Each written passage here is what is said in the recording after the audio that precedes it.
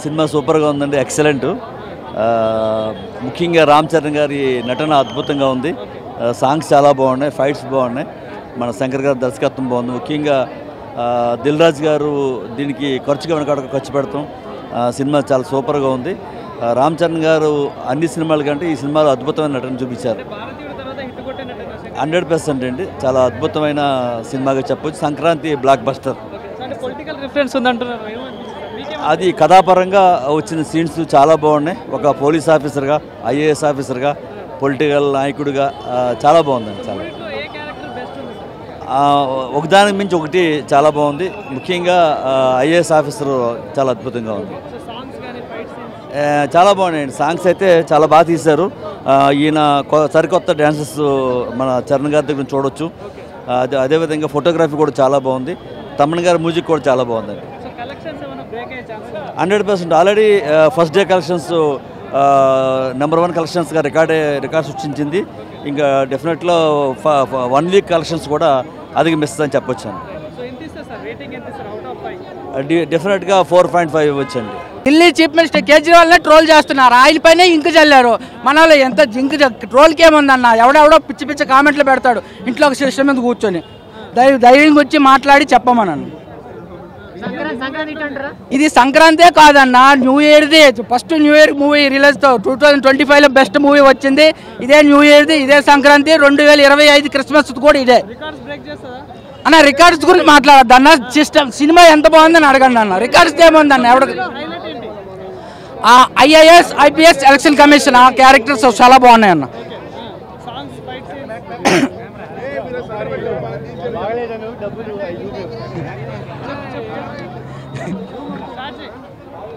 Cinema ఎంత బాగుందని అడగండి దయచేసి.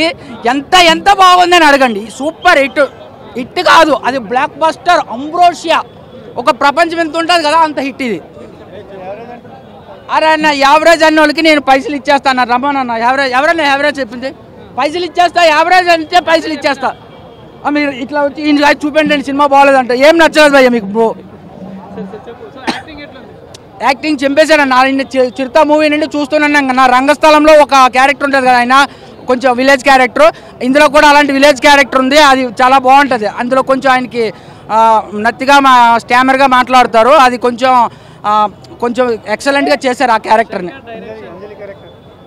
అంజలిది కూడా పెద్ద అదే ఇద్దరు రామ్ చరణ్స్ ఉంటే పెద్ద రామ్ చరణ్, ఫాదర్ రామ్ చరణ్తో అంజలి క్యారెక్టర్ ఉంటుంది అనమాట. శంకర్ డైరెక్షన్ మరి చెప్పక్కర్లేదన్న. ఆయన ప్రతి సినిమా అపరిచితుడి నుండి చూస్తూనే ఉన్నాము. ఆయన డైరెక్షన్ కోసమే మూవీకి రావాలన్నా. Movie super. Songs, dialogues.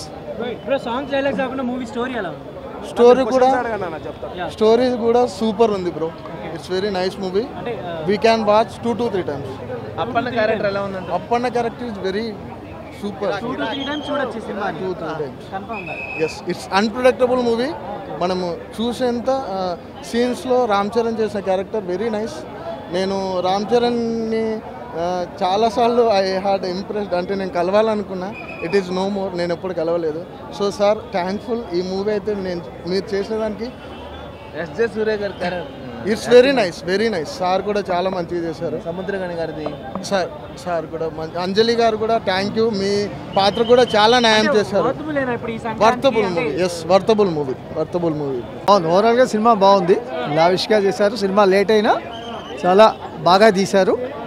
కొంచెం ఖర్చుతో ఉన్న సినిమా కాబట్టి కొంచెం టైం పట్టింది. శంకర్ గారి సినిమా అంటే అందరికీ తెలిసిందే, అది మిగతా సినిమాలాగా వెంటనే అయ్యేది కాదు. కొంచెం లావిష్గా నిదానంగా తీస్తారు, బాగా తీశారు. సినిమాలో హీరో గారు రామ్ చరణ్ గారు క్యారెక్టర్స్కి తగినట్టు డిఫరెంట్గా బాగా చేశారు. చాలా సినిమా అనేది డెఫినెట్గా జనానికి ఎక్కడ ఇబ్బంది లేకుండా బాగుంది అనిపిస్తుంది తప్పితే ఎక్కడ డిసప్పాయింట్ చేయడు. పొలిటికల్ అంటే ఒకటి డిఫరెంట్ క్యారెక్టర్స్ డిఫరెంట్ మీద పొలిటికల్ బ్యాక్డ్రాప్ మీద వెళ్ళింది కాబట్టి మీకు దానికి తగినట్టు అందులో మెసేజ్ ఉంది. ఓవరాల్గా సినిమా సాంగ్స్, ఫైట్స్ అన్నీ బాగున్నాయి. రేటింగ్ అనేది మనం ఏం చెప్పాం, బట్ సినిమా సాటిస్ఫాక్షన్. సినిమా 100%, 60% పైన సాటిస్ఫాక్షన్. మైనస్ అనేది లేదు. డెఫినెట్గా హిట్ సినిమా.